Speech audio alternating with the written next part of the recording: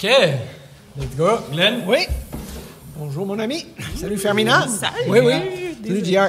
Oui. Deux tests. Hey, salut tout le monde et bienvenue à cette nouvelle discussion sur T'en penses quoi. Aujourd'hui, on va parler de T'en penses quoi de la nouveauté. On va parler aussi à l'occasion de la nouvelle année qui s'ouvre devant nous, 2023. Et je suis vraiment heureux d'accueillir avec nous Glenn, Dr. Glenn, qui est un professeur, un docteur en théologie, qui est aussi un peu notre papa ici à la chapelle. Effectivement. C'est un mentor un peu pour chacun d'entre nous. C'est vraiment cool que tu sois là. Bienvenue, Glenn. Merci, Loïc. On est super content d'avoir Firmina, qui est la directrice de J'aime ma ville, qui est une personne, une maman, une personne qui impacte beaucoup de monde autour d'elle. C'est vraiment bon que tu sois là, Firmina. Gentil, merci. Et on a JR. JR qui est le pasteur de la chapelle Maëlène, mais qui est aussi un artiste et qui est quelqu'un qui aime faire avancer les autres. Super que tu sois là. JR, c'est la deuxième fois qu'on t'accueille. On est vraiment content que tu sois là. Je suis comme un habitué, là. Je suis dans mes pantoufles. Là. C'est bon. Et on commence avec une première question pour toi, Glenn. 2023 est à la porte. On commence cette nouvelle année. Est-ce que tu as pris des résolutions pour cette année? Je prends jamais des résolutions au début des années. Pour toi, mon cher ami, 9. Pas de résolution pour JR. Pour Glenn, pardon. Non, parce que... JR. Ouais, moi, je suis un fan de ça. Je suis un fan des nouvelles années. Tu sais, commencer l'année, pour moi, c'est comme plein de possibilités. Puis je me dis, faut pas que tu passes à côté de ça. C'est comme, c'est le temps de dire... Je change ça dans ma vie, je rajoute ça dans ma vie. Tu sais, moi, j'ai des enfants, fait que, hey, cette année, j'ai le goût de passer plus de temps avec mes filles, ou j'ai le goût de faire du sport avec mes filles, j'ai le goût de m'entraîner puis de perdre un peu de bédaine, parce que j'ai mangé pas mal pendant le temps des fêtes, c'est sûr, comme d'habitude. Fait que, ouais, moi, je trouve que c'est comme, il y a quelque chose de beau dans janvier, de partir quelque chose puis de se donner l'espèce de mouvement. Fait que, ouais, je suis quand même assez fan des résolutions. Trop bien. T'en as pour 2023? Oui, justement, m'entraîner toutes les semaines, manger bien, je prétends nommer plein, là. OK, super bon. Firmina, toi, comment t'appréhendes cette nouvelle année? Zéro résolution. OK. Zéro, ça fait déjà quelques années que je n'en prends plus parce que je ne les respectais pas. Okay. Donc, j'entame mon année vraiment différemment, avec le sentiment de mouvement, mais plus avec un mot qui me conduit au travers l'année. OK, OK. Hey, JR, toi, t'es notre spécialiste résolution. Comment faire pour prendre une résolution? Comment faire pour avoir une bonne résolution? Eh ben, j'aime ce que Firmina vient de dire, parce que, tu sais, finalement, pour moi, c'en est une. De réfléchir, s'asseoir puis de se dire, c'est une nouvelle année, j'apprends pas, je continue pas. Tu sais, des fois, 2022, ça peut être vraiment difficile, puis t'as pas le goût de continuer, puis ça soit 2023, la même affaire. J'ai pas le goût de continuer non-stop, puis ça soit une boucle. J'ai le goût de m'arrêter puis de commencer de quoi de nouveau. C'est le même, je le vois. Fait que je trouve que c'est super une bonne idée de dire, OK, pourquoi pas trouver un mot? C'est quoi ça veut être? C'est quoi ça veut signifier? Fait que c'est un petit peu ça. Moi, je m'assois puis je réfléchis à Jean-René, qu'est-ce que tu as le goût qui change? Puis qu'est-ce que tu as le goût de faire? J'ai l'impression que tout est possible, mais il faut juste que tu commences à quelque part. OK, c'est bon. Donc, comme un lien aussi avec les priorités. C'est quoi les priorités que je veux? Ça va dans ce sens-là? Ouais, mes priorités. C'est vrai que des fois, j'en ai trop. Ça m'est arrivé d'en avoir vraiment trop, puis d'après ça, d'être déçu de moi. C'est sûr que ça arrive souvent. Mais je trouve que j'ai une énergie en janvier que je veux pas passer à côté. Tu sais. OK. Mais moi, j'entends, j'aime ce que JR a dit, priorité. Oui, c'est vrai. Les résolutions, je ne les fais pas. Quand je le faisais, rendu au 3 janvier, j'avais déjà oublié. mais ça ne veut pas dire que je n'ai pas un dit plan de match pour les choses que j'aimerais accomplir pendant l'année. Et vous me connaissez assez bien. Je suis une âme assez disciplinée. Donc, je fixe mes buts et je planifie autour de ça. Mais de dire que, cette année, ça... Par contre, j'essaie toujours d'ajouter un nouveau passe-temps. OK. À ma vie. OK. Donc, c'est ça. Donc, des fois, c'est plus de cyclisme. Je sais que cette année, ça va être plus de patinage et plus de raquettes parce que je n'en ai pas fait assez l'hiver passé. Donc, c'est cool. Mais les priorités. Je suis d'accord avec JR sur ça. Oui, priorités. Oui. Hey, c'est intéressant, là, on est en janvier. Je pense qu'on aura à nouveau plein d'abonnements au gym qui vont être pris et rendus mi-février. Je pense que les salles de gym seront à nouveau à moitié vides. C'est comme, on dirait que le changement, ça prend du temps pour s'établir ou ça prend du temps pour vraiment se l'approprier. Et j'ai vu ça dans différentes expériences que j'ai eues personnellement. J'ai travaillé dans une entreprise où je faisais de la gestion de projet. Et là, il y avait une résistance au changement. À chaque fois qu'il y avait un nouveau projet, c'était « Oh man, attention, pas trop vite. Attention à la nouveauté. On veut pas trop de nouveautés. On veut pas trop d'affaires. » Glenn, toi qui as une riche expérience de vie, comment tu te positionnes face à la nouveauté? Les nouveautés n'étaient jamais trop un problème pour moi. J'aime innover, improviser. Et mais il y a une résistance. Ça, c'est certain. Dans notre culture, dans notre Église, les fameux 7 derniers mots de l'Église, on l'a jamais fait comme ça auparavant. Donc, il y a cette résistance. Mais pour moi, dans nos milieux chrétiens, ce qui est important, c'est de ne jamais oublier, l'Esprit sème en nous un désir d'être consacré et d'être vraiment dédié à Dieu. Ça veut dire que nous allons changer, évoluer. C'est ça qui est, je pense, bibliquement. C'est ça, une optique. Ouais. Excellent. Firmina, toi, comment tu te situes par rapport à la nouveauté? Par rapport à la nouveauté, je suis quand même, pour utiliser l'anglicisme, easygoing. Donc, je m'adapte facilement et j'aime découvrir aussi. Ouais. Donc, c'est pas quelque chose qui va venir me bouleverser ou qui va venir me déranger, perturber. Je suis normalement constamment à la recherche de nouveautés. Je vais souvent essayer de briser certaines choses qui se répètent ou amener quelque chose de différent dans mon quotidien. Donc, j'accueille quand même assez bien la nouveauté. Peut-être que mon mari dirait quelque chose de différent par rapport à moi, mais de ma vision à moi, de ma perception à moi, j'accueille quand même assez bien la nouveauté. Trop bien. JR? Eh bien, moi, la nouveauté, j'ai l'impression qu'on aime vraiment ça, ce que ça veut... Quand tu la vois, tu sais, comme le nouveau iPhone, le nouveau téléphone, la nouvelle affaire, on aime ça, on le voit, puis c'est quelque chose qu'on fait comme on a le goût, mais de vivre avec, parce que tantôt, tu disais, on veut aller au gym parce qu'on trouve que c'est une belle habitude que je vais avoir, mais on continue pas. Parce que dans le fond, ce qui arrive, c'est que la nouveauté vient susciter quelque chose en nous comme qui est facile. Ouais. Mais développer une habitude, c'est difficile. Puis c'est ça qu'on a de la misère finalement. C'est comme la nouveauté, c'est le fun, mais t'as le nouveau téléphone, ben c'est quoi ça veut dire? Il faut que tu apprennes à fonctionner avec le nouveau téléphone. Tes pitons sont pas à la même place, les affaires. Puis c'est ça qu'on a de la misère. Puis c'est ça qu'on aime pas, c'est ce qui fait que finalement on l'abandonne, tu sais.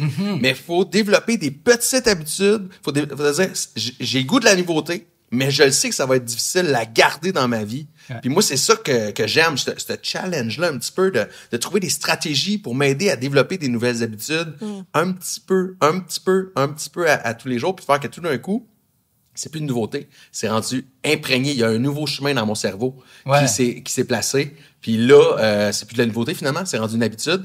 Puis quand c'est rendu une habitude, c'est cool parce que là, on peut passer à autre chose. On peut exactement. Encore.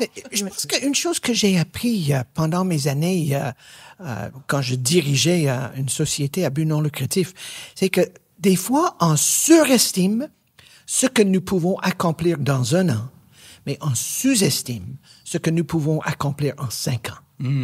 Donc, des fois, on fait les nouveautés pour les 6 premiers mois. Ouais. Et, c'est compliqué. Mais on sous-estime ce qui peut être accompli dans nos vies, dans nos églises, dans nos milieux, sur 5 ans, 10 ans. Donc, une longue vue est un net avantage, à mon avis. Ah, c'est super bon. Firmina, toi, tu dirais, tu sais, on parle, c'est quoi que nous, on pense de la nouveauté, mais finalement, nous, notre métronome ou notre repère, c'est Dieu. Oui. Qu'est-ce que Dieu pense de la nouveauté? Qu'est-ce que Dieu pense de la nouveauté? Grosse question en ce début d'année. Je pense que je vais faire un petit ricochet vers Dieu. Je vais faire un petit ricochet. Elle est bien. Le temps de cogiter la question. Ah, ben moi, je me dis, Dieu aime tellement la nouveauté. Je suis comme, c'est spécial ce que Dieu a choisi comme concept. Il a choisi qu'on reste pour un petit temps sur la terre. Oui. Puis que l'objectif de ma vie, c'est de passer le flambeau. Tu sais, là, je suis rendu plus vieux. Mes enfants ont vieilli, moi, tu sais, j'ai des ados. Je suis plus dans, OK, il faut que je m'occupe des enfants. Tu sais, je me rends compte que je suis rendu à une étape où OK, je suis en train oui, j'ai ma vie active à fond, mais je suis en train de développer pour l'autre. Puis je pense que Dieu aime la nouveauté, parce que sinon, il nous aurait mis là pour tout le temps, puis on serait figé, puis une fois qu'on aurait compris, on pourrait profiter de tout ce qu'on a compris. Mais non, on est constamment dans j'apprends une petite affaire, je le transmets à quelqu'un d'autre qui va apprendre de quoi de nouveau, qui va le transmettre. Il a conçu l'univers de même. T'as raison. Et toi, je le rejoins sur... j'ai eu le temps de cogiter. Je te rejoins sur Dieu aime la nouveauté parce que je me dis, et il m'a fait nouvelle. Par les eaux du baptême, j'ai été renouvelée. Ouais. Donc, il y a quelque part là-dedans, il aime la nouveauté, puis il veut qu'on se transforme, il veut qu'on change, il veut qu'on se parfaire avec les années. Donc, il y a beaucoup de nouveautés à l'intérieur de ça. Wow. Ouais, c'est bon. Glenn? N'est-il pas intéressant que le Dieu de la Bible, c'est un Dieu qui a créé. Donc, l'histoire, le grand récit commence dans la création. Ça, c'était nouveau. OK? Il y avait du chaos avant. Mais à cause du mal, du péché, la souffrance, des afflictions, Dieu a dû recréer. Et il a recréé dans son Fils Jésus-Christ. Donc, pour moi, la nouveauté est vraiment enracinée dans qui est Jésus. Et n'est-il pas intéressant que 3 fois dans le Nouveau Testament, le texte parle de l'Église comme une nouvelle création, une nouvelle personne. Donc, il y a cette continuité. Maintenant, on peut être obsédé avec la nouveauté. Mais ça, c'est pour plus tard. C'est ça. Et Firmina, ça m'intéresserait. Toi, tu as eu des nouvelles saisons dans ta vie, tu sais. Mettons, tu as la direction aujourd'hui de J'aime ma ville, tu as repris cette direction ou d'autres nouvelles saisons. Comment toi, tu appréhendes une nouvelle saison? Comment tu te mindes pour ça? Comment je me mine? Honnêtement, ben, ça dépend toujours de... C'est dans quel... dans quel lien de vie, là, dans quel aspect de vie. La direction de J'aime, je l'ai accueillie à bras ouverts parce que je savais qu'il allait y avoir de la nouveauté tout le temps. Parce que je savais que c'était un organisme avec beaucoup de potentiel. Il y a les actions à travers ça. C'était pas quelque chose de fixe tout le temps où il y a la banque alimentaire, le programme de parrainage qui revient. Mais à travers nos actions, il y avait des nouveautés, il y avait d'autres visages, il y avait d'autres clientèles qu'on allait voir, d'autres bénéficiaires. Donc, pour moi, c'était très riche. Si on parle de mon rôle de nommée de nouvelle maman, au début, un petit peu d'anxiété. Petit peu d'anxiété. Je me suis découverte des craintes que j'avais pas avant d'avoir un enfant. C'est quelque chose pareil. J'ai su que j'allais être père, je suis parti à la bibliothèque, me trouver un livre sur comment être père. Je suis avec toi là-dedans, vraiment troublant.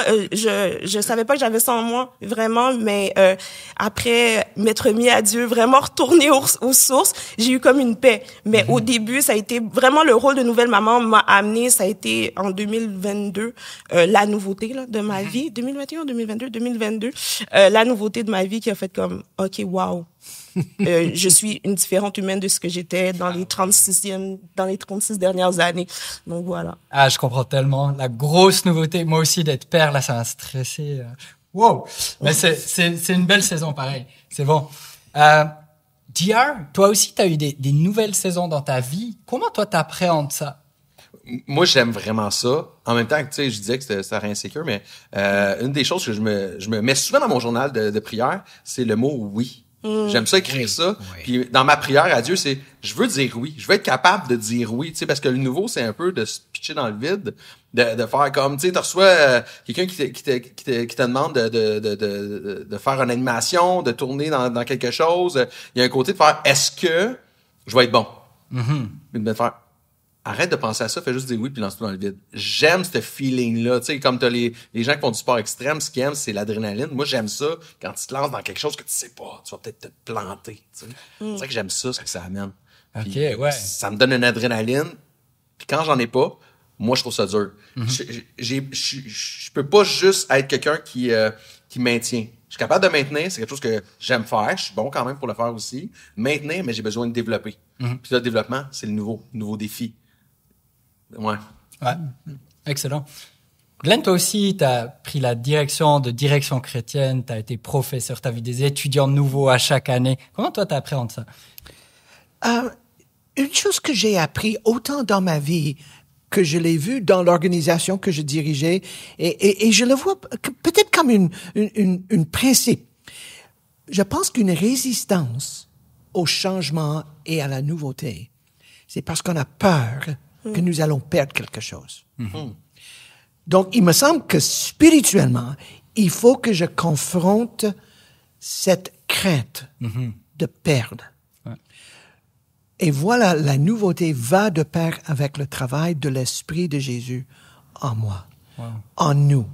Et même pour notre Église, pour les gens qui nous suivent en ligne, je pense qu'il est important de dire, OK, j'ai peur de perdre quoi? Et d'embrasser le Dieu créateur qui a donné son esprit pour nous accompagner. Mais non, j'ai vécu beaucoup de changements dans ma vie. J'ai participé, j'ai créé. Moi, j'étais souvent de la vie, si la chose n'est pas brisée, brise-le. Pour innover, pour vraiment innover. Parce que Dieu innove. Et donc, n'ayons pas peur. C'est tellement vrai, la peur de perdre. Oui. La peur, ça va nous empêcher de faire tellement d'affaires. La peur de pas arriver, la peur de pas, justement, de payer un abonnement pour le gym, puis de pas rester au gym, de pas le faire, fait que tu iras pas t'inscrire. La peur de pas être un bon parent va faire que tu vas tout faire pour pas en avoir, ou peut-être où tu vas t'auto-saboter. Tu sais, c'est fou, la peur, à quel point ça va nous empêcher d'avancer. Oui. Faire des Non, c'est bien dit, Jack. Et dans notre société où on est tellement concentré sur soi, sur soi-même, ce que moi j'appelle cette hyper-individualité, j'ai peur du nouveau parce que est-ce que je vais perdre mon autonomie? Et Dieu, il a dit beaucoup sur ça. Wow. Je vois qu'on est vraiment partisans de la nouveauté autour de cette table. Et je me permets juste de lancer une question qui nous permettra de nuancer. Est-ce qu'il faut toujours chercher la nouveauté à tout prix? Firmina, qu'est-ce que tu en penses? Moi, je vais dire oui. Mais à tout prix, bon, on va mettre une bémol là-dessus, mais je pense que c'est important de rechercher la nouveauté puis de pas tomber dans le maintien ou dans ce qu'on est à l'aise ou confortable, parce que parfois on passe à côté de opportunités d'apprentissage ou bien juste de choses qui pourraient amener un support ou un aide supplémentaire à quelqu'un. Je vais prendre comme exemple J'aime. J'aime, si on était resté dans nos pantoufles du début, on n'aurait fait que des semaines d'action estivale. Avec la nouveauté, avec du développement, de la co-création, on est arrivé à la banque alimentaire, on est arrivé au programme de jumelage pour les personnes nouvellement arrivées.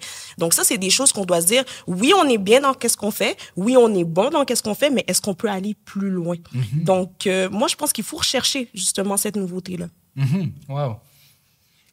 Il y a dans surtout la tradition de l'Ancien Testament un oui et un non. Oui, de embrasser, de accueillir ce Dieu créateur par son esprit qui habite dans son peuple. Mais il y a aussi un respect pour ce que les textes appellent les voies anciennes. J'aime la façon que le psaume 139 termine. Le psalmiste, c'était David, il a écrit « Sonde-moi, ô Dieu, et connais mon cœur, éprouve-moi et connais mes préoccupations. Regarde si je suis sur une mauvaise voie et conduis-moi. » Maintenant, en français, on le traduit sur la voie de l'éternité. Mais il y a une autre façon de traduire, dans les voies anciennes. Donc, il y a, je pense, un oui et un non. De dire oui à ce qui est nouveau parce que Dieu crée et recrée. Mais en même temps, nous avons une longue, bonne tradition biblique et on ne veut pas mépriser ces voies anciennes afin d'être le peuple et l'Église que Dieu veut que nous soyons.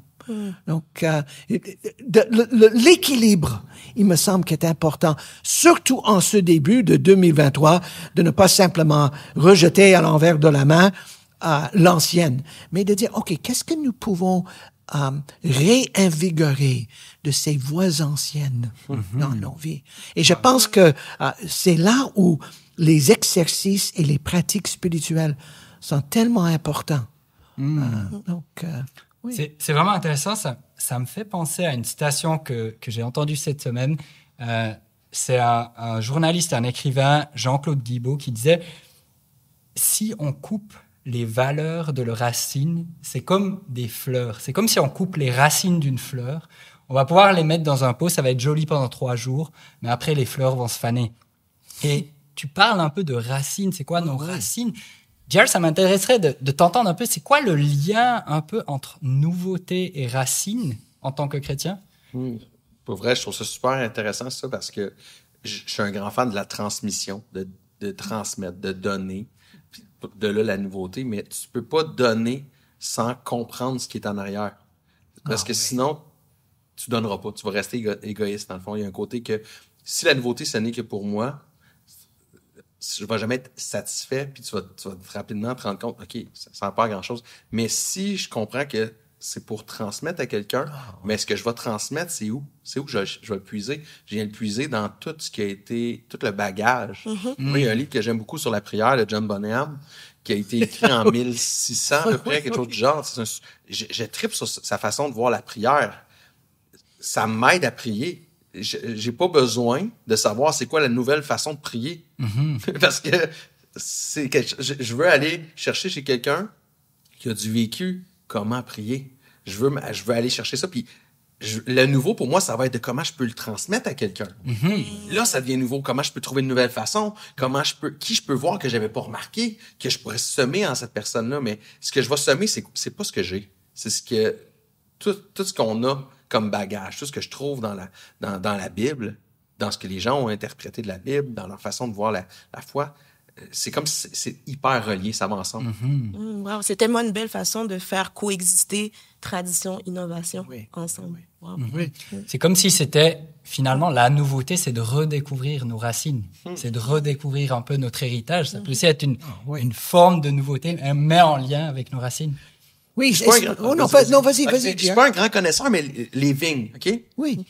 Des vignes, ça a des racines hyper profondes, hein? Oui. Tu sais, plus que justement, là, en Europe, c'est pour ça que les vignes, tu sais, comparé au Canada, c'est différent, parce qu'ils sont vieilles, les racines, mais c'est pas super haut. Non, exactement. Il y a quelque chose qu'il faut que tu coupes, faut que tu renouvelles mais tes racines sont hyper profondes. Tu sais, je trouve que c'est un beau parallèle entre du vin que tu vas produire, qui est quelque chose d'un produit nouveau, quelque chose que tu produis. Mais les racines qui sont là, puis qui sont ancrées dans des choses qui sont des années, qui ont pris, en tout cas. Oui, non.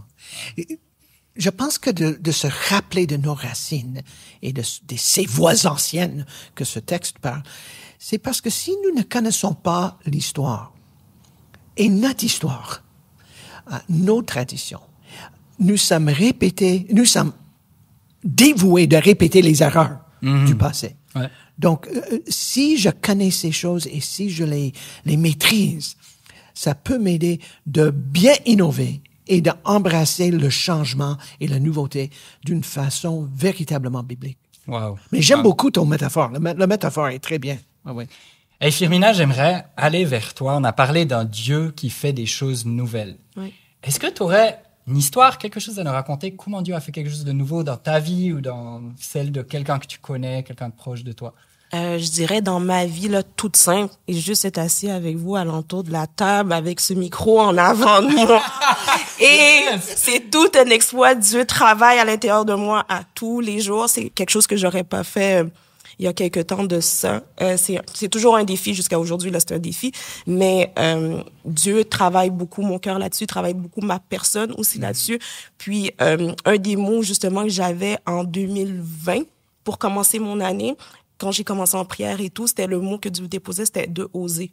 Et c'est là que ça a commencé à briser certaines choses, certaines peurs, certaines craintes, d'aller parler devant les gens, de prendre part à des conversations comme celle-là. Donc, c'est quelque chose que Dieu a beaucoup changé à l'intérieur de moi et qui continue à tous les jours de changer en moi. Ouais. Ah, c'est super bon. Merci. Oui, une affaire aussi que je me dis que j'aimerais, en lien avec ça, c'est que tu travailles avec des nouveaux arrivants. Oui. On est là depuis tantôt parler de nouveautés, mais ces personnes-là, c'est ça. C'est que ça. C'est que ça. Que ça. Oui. C'est que ça. Tu sais, tu dois justement avoir vu de quoi, compris quelque chose ou de cette réalité-là que nous, on vit pas, que eux ont... À découvrir une nouvelle langue, une nouvelle culture.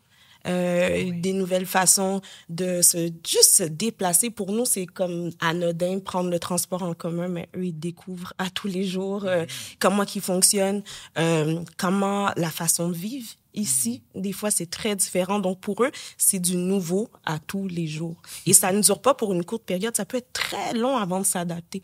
Donc, eux, ils sont vraiment beaucoup dans la nouveauté. Donc, quand ils arrivent, moi, je suis vraiment très accueillante et je leur dis bravo.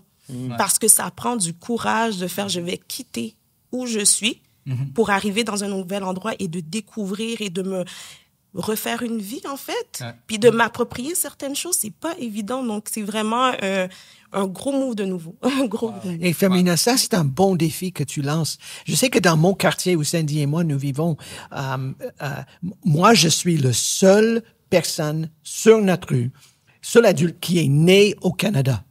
Okay? Il y a des enfants, mais je suis le seul. Et mes voisins viennent souvent et ils disent, Glenn, explique le Québec pour moi. Explique le Canada pour moi. Explique le système de santé au Québec pour moi. J'ai dit non, ça c'est impossible. mais c'est là où nous, en tant que chrétiens, nous pouvons expliquer les nouveautés à nos voisins et nos voisines.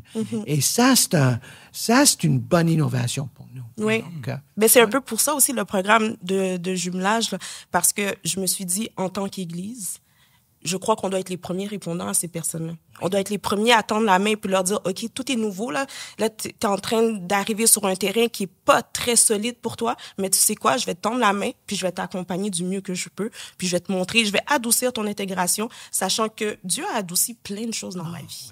Donc, c'est vraiment ça. C'est comme ça que c'est né aussi le programme de jumelage. C'est de la même façon que quelqu'un qui arrive à l'église, là.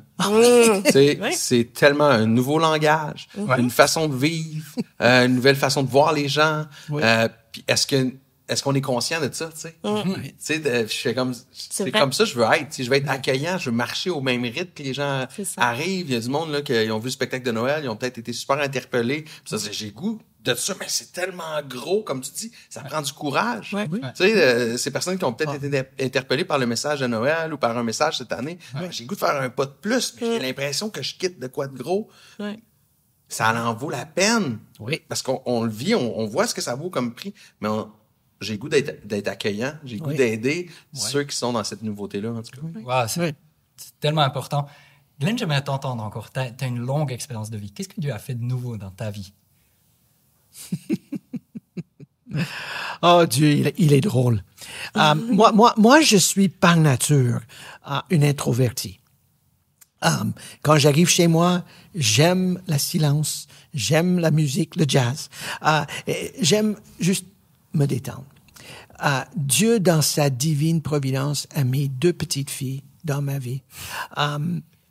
Maintenant, elles ont 11 ans et 8 ans. Et elles aiment beaucoup les jeux de société.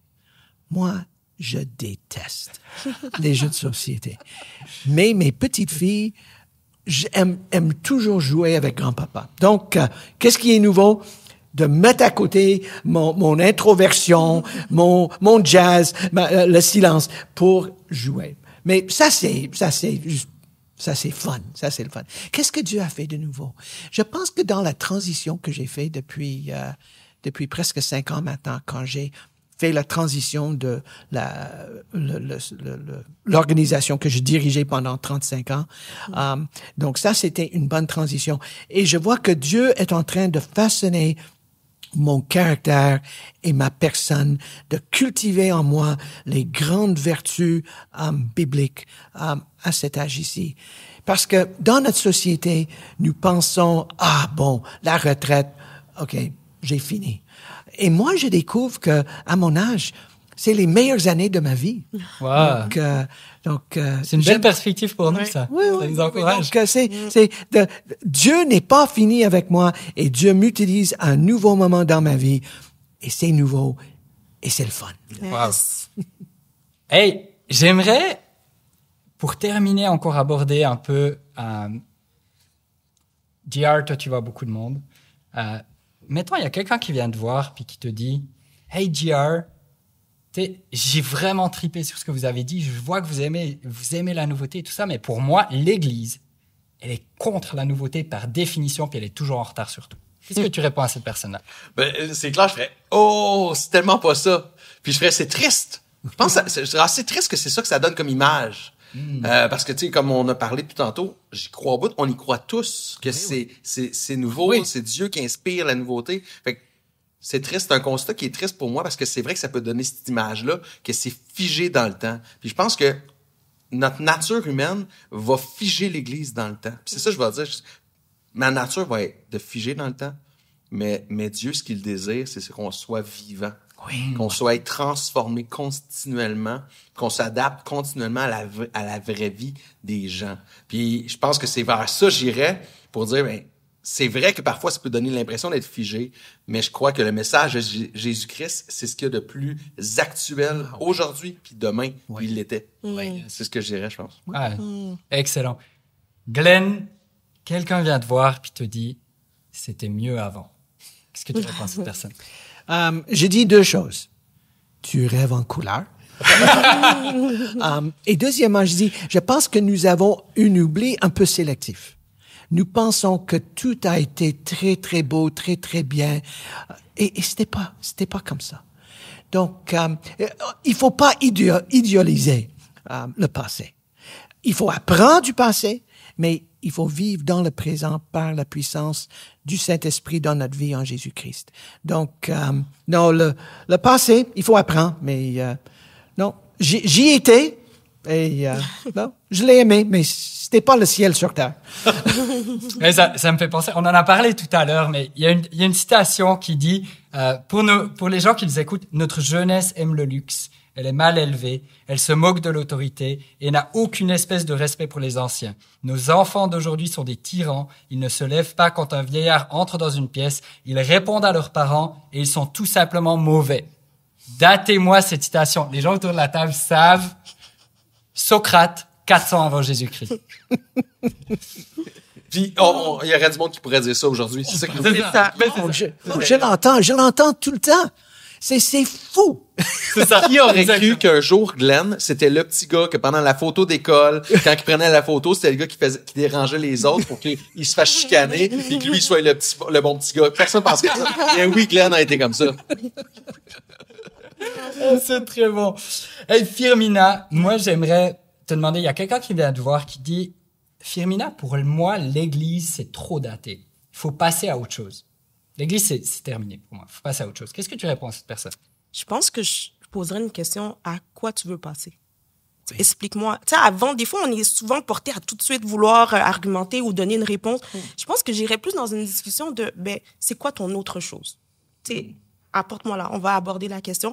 Puis de montrer, en fait, les bases, on l'a dit, là, on veut tous de la nouveauté, on veut tous aller plus loin, mais nos bases, c'est des bases solides, c'est des bases, on a parlé de racines, sont importantes à garder. Mais c'est pas parce qu'on garde nos bases qu'on peut pas aller plus loin. Donc, ton autre chose, c'est quoi? Qu'est-ce que tu vois? Qu'est-ce que tu entrevois pour l'Église? Qu'est-ce que tu aimerais amener? Puis c'est là qu'on dit souvent, mais tu es l'Église. Donc, si tu as une idée, si tu as quelque chose que tu aimerais apporter, toujours avec sagesse, je le dis, si tu as quelque chose que tu aimerais apporter, verbalise-le, nomme-le, puis on regarde voir comment ça peut se mettre en place. Mais l'Église, c'est nous. Wow. Wow. C'est bien. Wow. Hey, c'est un bon mot de la fin, ça. Oui.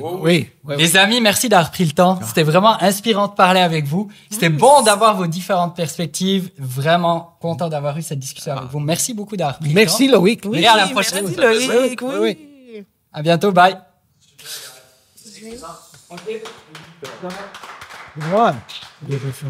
Merci. Good job, guys. Bon. Et tu rentres 3 minutes. C'est bien.